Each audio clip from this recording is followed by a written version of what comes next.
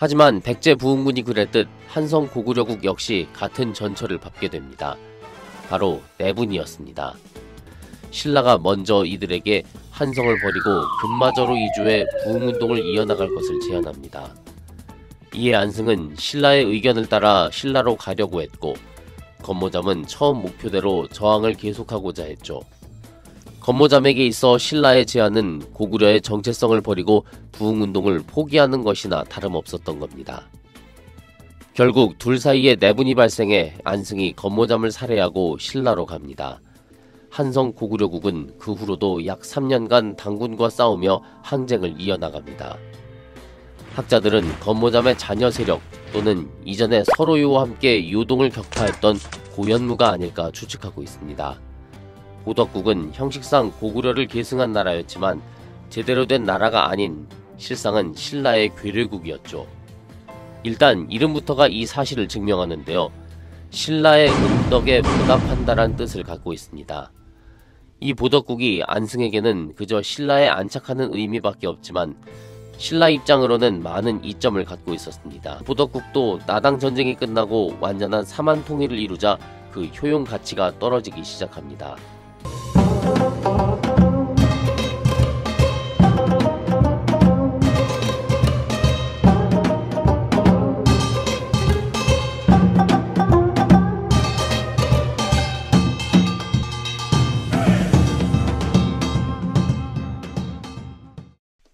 건모잠만 부흥운동을 일으킨 게 아닙니다. 백제에서도 복신 이외에 흑치상지를 비롯해 그 외 많은 장수나 세력가가 그랬듯이 백제보다 훨씬 더 많은 땅, 더 많은 유민이 있던 고구려의 옛 땅에서는 더 많은 이들이 부흥운동을 일으켰습니다. 오늘날 요동 일대에 퍼져있는 당나라 고위 관료의 묘비문에서 이런 내용들을 확인할 수 있죠. 안시성의 부흥운동입니다. 안시성하면 이전 연개소문 반란 때부터 등장하죠. 다른 성들이 하나둘씩 연개소문 앞에 머리를 숙일 때 자체 군사력, 내부 단결력이 워낙 강해 연개소문조차도 어찌하지 못했던 성입니다. 이후 당태종 침공 당시에도 다른 성들이 줄줄이 무너질 때 안시성 전투란 신화를 만들어냈죠.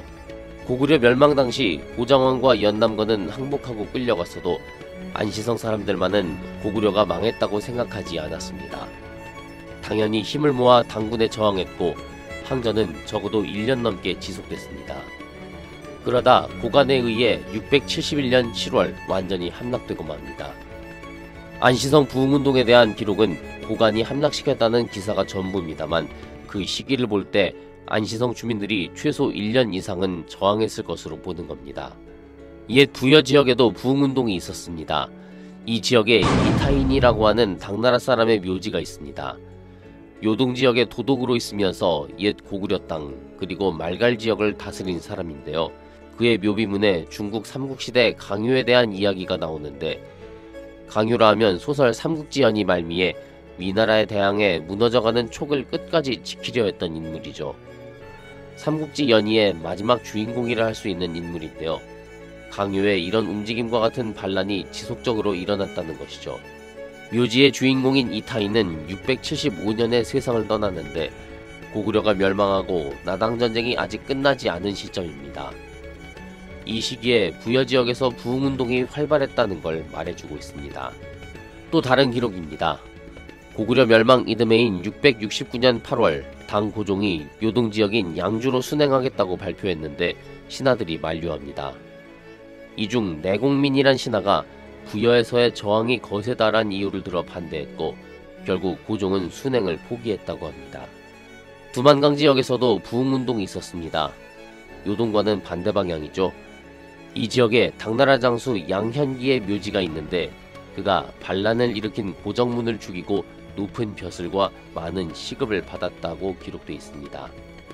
반란을 진압한 대가로 엄청난 보상을 받았다는 건 그만큼 반란의 크기가 거셌다는 걸 의미하겠죠. 부흥운동은 이처럼 옛 고구려 땅 이곳저곳에서 결코 무시할 수 없는 규모들로 펼쳐졌습니다. 앞서 우리는 무려 9회에 걸쳐 보장왕 편을 다뤘습니다. 연개소문이 반란을 일으켜 영묘왕을 시해한 시점으로부터 고구려가 망하기까지의 내용인데요. 당태종의 침입도 나오고 안시성 전투, 사수대첩, 그리고 연개소문 죽고 그 아들들 한심한 짓 하는 얘기들까지 참 다양한 내용들이 나옵니다만 정작 왕이었던 보장왕에 대해선 언급이 거의 없었습니다. 그도 그럴 것이 연개소문에게 이끌려와 강제로 왕이 됐고 나라가 망할 때까지 허수아비로 살아야만 했으니까요. 혹시라도 왕으로서 뭐 좀 해보겠다고 나섰더라면 진작에 연개소문 손에 죽고 연개소문은 또 다른 허수아비 왕족을 찾아 왕으로 세웠을 겁니다. 그랬던 그가 고구려가 망하고 10년이 지난 후에 고구려 마지막 임금의 이름값을 하게 됩니다. 677년 2월입니다. 고구려가 멸망한 지도 어느덧 9년. 국제사회는 많은 것이 바뀌어 있었습니다. 세월이 흐른 만큼 고구려 유민들에 대한 정책도 어느 정도 완화됐습니다. 당나라는 오래전 끌고 왔던 고구려 유민들을 대거 귀환시킵니다. 치열했던 나당전쟁도 끝나고 옛 고구려 수도에 있던 안동도후부는 신라에게 쫓겨 요동으로 와 있었습니다. 앞서 당나라가 고구려 옛 영토에 대해 기미 지배를 했다고 하죠. 옛 고구려 사람들을 지배층으로 인정해 어느 정도의 자치를 허용해주는 한편 그 위엔 당나라 고위 관리를 두고 감시하는 겁니다. 당시 당나라는 요동지역을 다스리는 데 있어 보장왕을 조선 군왕으로 임명해 어느 정도 자치를 인정해주고 기미지배의 일환으로 연남생을 안동도후부의 고위 관리로 보냅니다. 안동도후까지 시켜준 건 아니었습니다. 어쨌든 보장왕과 고구려 유민들이 반란이라도 일으키지 않을까 감시하러 보낸 것이죠.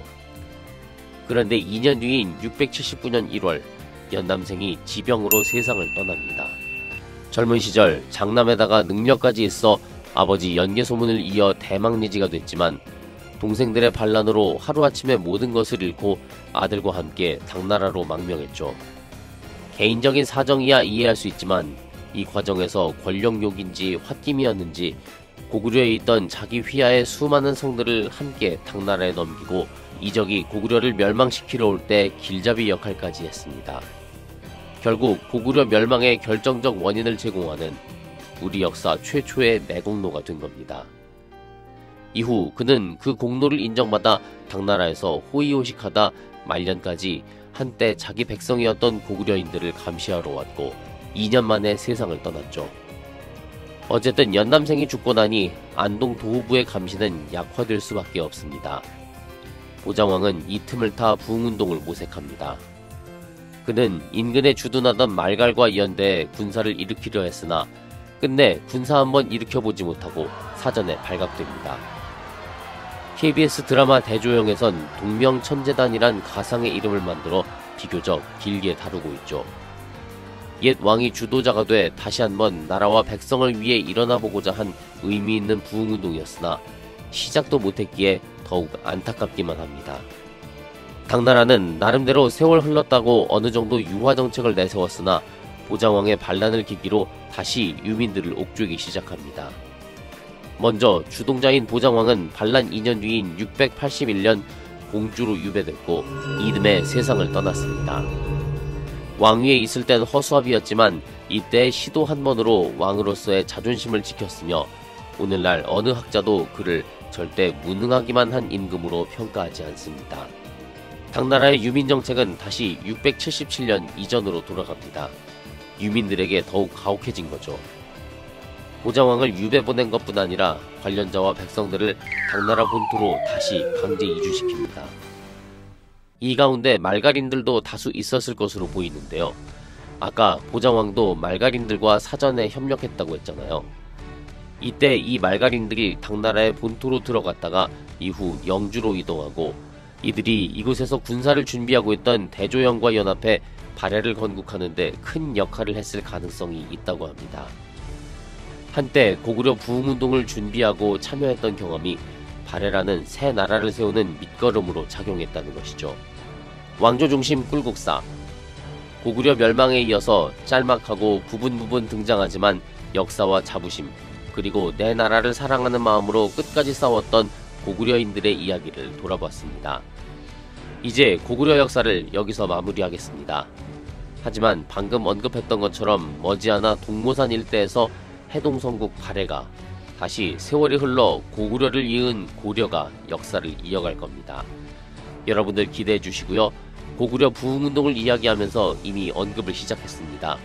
사만 통일을 완수하기 위한 마지막 단계 나당전쟁 이야기를 다음 시간부터 본격적으로 전개하도록 하겠습니다. 왕조 중심 꿀국사 지금까지 꿀이었습니다.